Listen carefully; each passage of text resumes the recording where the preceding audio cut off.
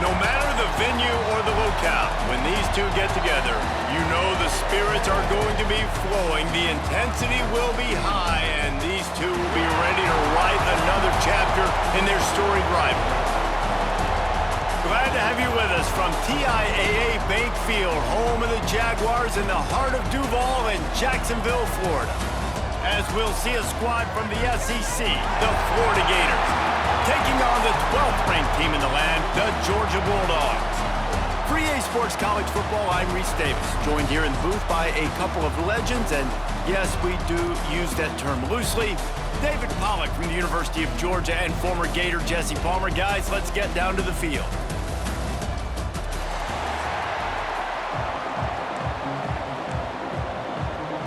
The Gators will put total leather and we'll get started.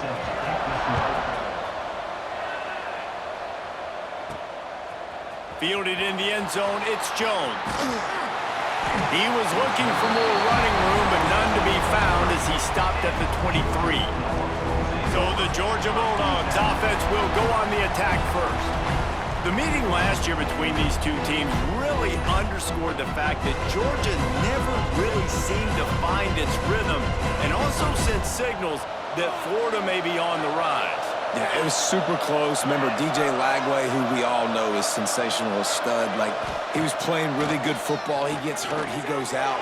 Palmer, the Florida defense played great, turned over Carson Beck several times, but I think the quarterback spot they felt like held them back. That's not a thing today. No, and I think Florida feels like they've recruited better and they've gotten some help from the portal. I think they feel like they line up and match up a little better. They're not equal to Georgia by any means yet, but I think Florida feels like they have the talent now. If they can stay healthy on the field, then anything in this game can happen. It'll be a first down from the 49-yard line. Looking for a man, it's Stockton. The throw. And it'll be incomplete. He got on the move trying to make something happen, but just couldn't find a man. They're dealing with a second and long. Looking to fire. Throws for the tight end. He is lucky to get that one back, and the last thing you want is to turn it over on your opening drive. Now facing a third and long. Wants to throw again.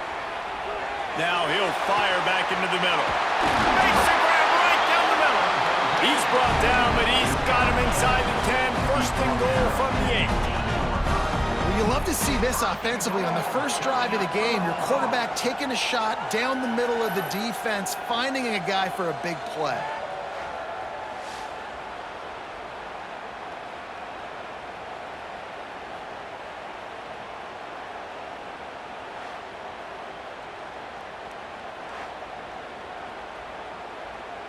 And that big gainer on the last one has them threatening from inside the 10.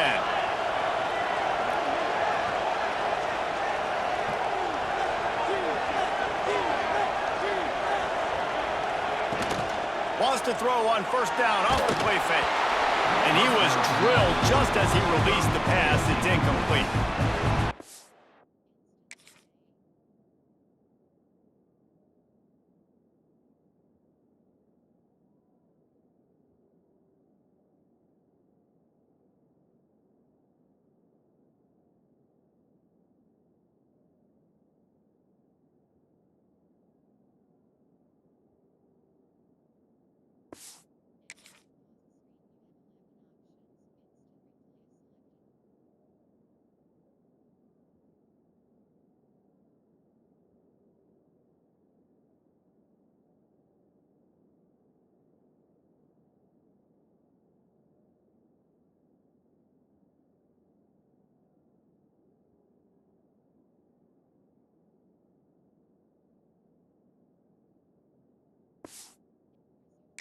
This offense shows right away on first down. They're willing to pass down here. Does this soften them up a little bit for the run here on second down and goal?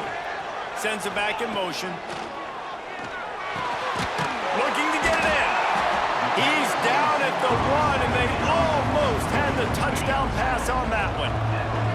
As they come to the line, they've moved it, but they need one more yard on third down. And he'll race it to the house. Touchdown, Georgia! And did a really good job of setting the tone and stringing that drive together. It was a long drive. They needed to convert some specific spots. They did it, and here's how they ended it, with physicality. Punching him in the mouth, opening this game with a statement, and they got the early lead.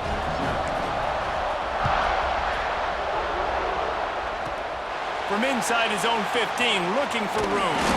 Finds just enough space to cross the 25. Let's mark it at the 27-yard line. So the Florida Gators offense will go to work for the first time. Guys, if you listen closely, I think you can hear the jawing going already between this quarterback and wide receiver matchup, Jesse. It's going to be between those two.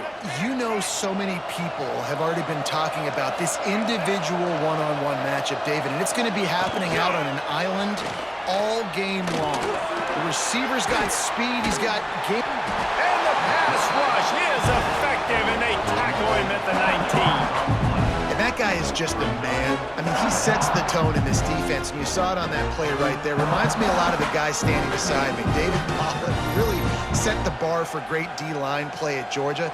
I think back to two guys I played against, Richard Seymour and Marcus Stroud, lining up beside each other on the inside of that D-line. That was an absolute nightmare to go up against.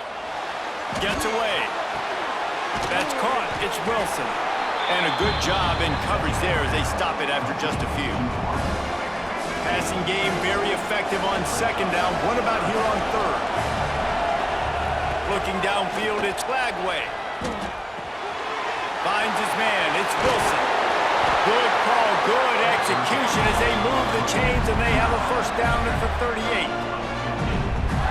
Well, after watching the other offense go down the field and score a touchdown, you know this guy's trying to lead his offense to do the exact same thing. That was a big third down. I know there's a lot of football left to play, but you're trying to establish confidence as early as possible. That last throw is really going to help out your team. Try to make up for some of that lost ground on second down. Off the play fake. Caught in the backfield, it's Livingston. Finds enough room to get it up to the 44 before he's knocked out of bounds. They knew they could slip that tight end behind the backers with that play-action fake. Well, it's because I can't win, Reese. I have to play the run. You know, all these RPOs, all these different things, it makes me come up and use my eyes and play run. And these tight ends are so valuable to find space behind. Knew where he was going with the football the whole time because the big fella, he's always open. And they fail to hook up on third down. Third and short like that on your own side of the field, you're just looking for a quick hitter. You're trying to get the ball out of your hand quickly, but the timing completely off there for the offense, and the ball falls incomplete. The Gators will send out the punt unit. This will be their first punt of the afternoon.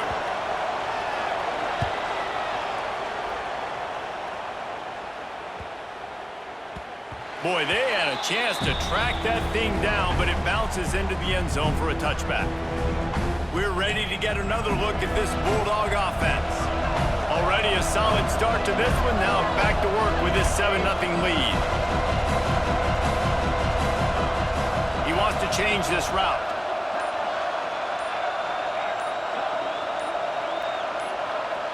Someone moved a little early, and the offense will go backward. False start on offense. The officials offer the deal, and the coach accepts it. They will take the penalty. Motion from the wideout. Looking for a physical attack from the gun. In a world of trouble from the start, and a massive loss on that play. The Bulldogs trying to find their way forward after the big loss on the last play. Off the bootleg, wants to throw it. Knew where he wanted to go with it, but couldn't find his target. It's incomplete. Oh, and on defense, you just got to be able to finish that play. That defender had the football in his hands. He's just got to catch it. That should have been an interception. Oh, he's going to try to get it all here. Oh, he dropped it. That deep ball was right on the money. You just have to make that catch. Georgia sends out the punt team. Doesn't say much for your drive when you're looking forward to the punt. That punt was a bit rushed, and it showed with a short kick. And nobody able to field that punt as it rolls out of bounds. Florida has the ball back, and here comes the offense. After a punt on their last possession, they are set up in plus territory this time. And honestly, it wouldn't... Oh, he's got some space. Didn't pick up a lot there, moved it forward just a few. Both of you guys played in this rivalry. Jesse, what's your most impactful memory? My senior year, 1st and 1 on the goal line, and the Bulldogs had Marcus Stroud and Richard Seymour, 2 first-round picks at D-tackle. Coach Spurrier called Red Snoopy, which was a quarterback sneak. I didn't get it. He called it again on the 2nd down. I didn't get it. Called it again on 3rd down. I didn't get it. On 4th down, he subbed our running back, who came in the huddle and says, Red Snoopy, jump over the top, idiot. And we scored a touchdown. That is great. That is phenomenal. On 1st and 10, trying to strike from the 15. To the ground, he's got it again. He is going nowhere. Stop at the line of scrimmage. They got nothing on the last play. It's 2nd and 10. Looking to throw, it's Lagway. Pass rush, gets there, gets home, gets him down at the 23. How about the defense getting home with the pass rush? Playing man coverage in the back end. You need to win up front. Those guys got to get to the quarterback.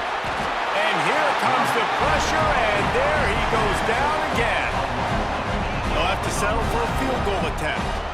He'll need to strike this one cleanly from 48 yards out.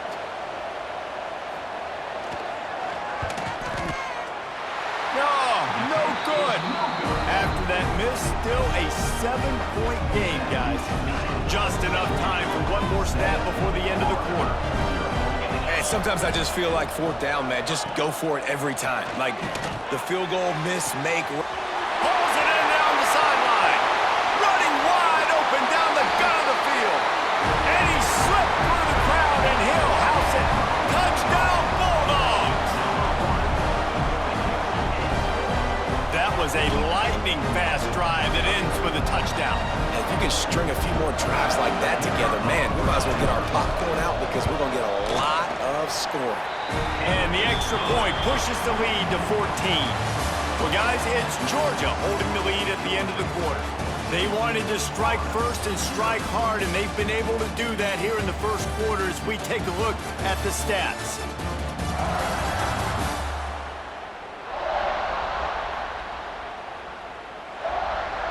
Now the challenge here, they've taken a punch, but they can't let it get out of hand as we start the second.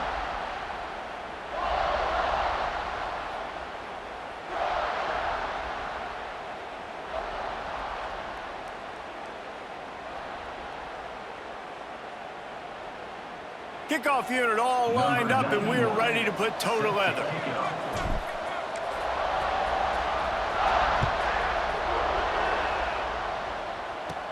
From inside his own 15, let's see how far he can get.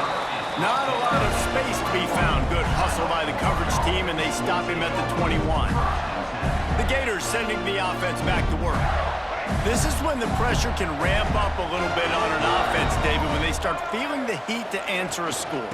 And I think being down 14, you can kind of feel that way. But, dude, if you put a good drive together, this is a 7-point game, so Palmer, no need to pay. I was just going to say, David, I mean, this thing can flip quick. You go down, score, all of a sudden your defense gets a stop, or who knows, better yet, gets a turnover. This game is entirely different. Makes the grab, but not quite enough for the first down, but a good gain on that play. And the Gators come to the line on 3rd and short, looking to keep the drive moving. They'll try to pick it up on the ground. That defense in front just flat whipped them as they knock him down for a big loss. That's such a great physical play by the defense because this is one of the bigger, more physical running backs you'll see in the country, and we're used to seeing him push the pile the other direction. Not that time. It's the big guys up front on defense getting penetration, and they're sending him back for a tackle for loss. Working his way on the return up to the 40-yard line before he stopped. And Georgia ready to go back to work on offense. They torched this defense with an explosive passing play for a score last time out. Let's see if they go right back at him. To the air, it's Stockton. He'll pull it down and run. Nice job by this junior quarterback to get it done on the ground. Now it's a first down from the 43-yard line. Wants to go up top on first down. Here comes the heat. Got the first down. They finally make the stop, and he shows why he is dangerous on the run, too, and he's got a first down. It's now 1st and 10 from the 24-yard line. Gets rid of it. Intercepted. Big play stops the drive.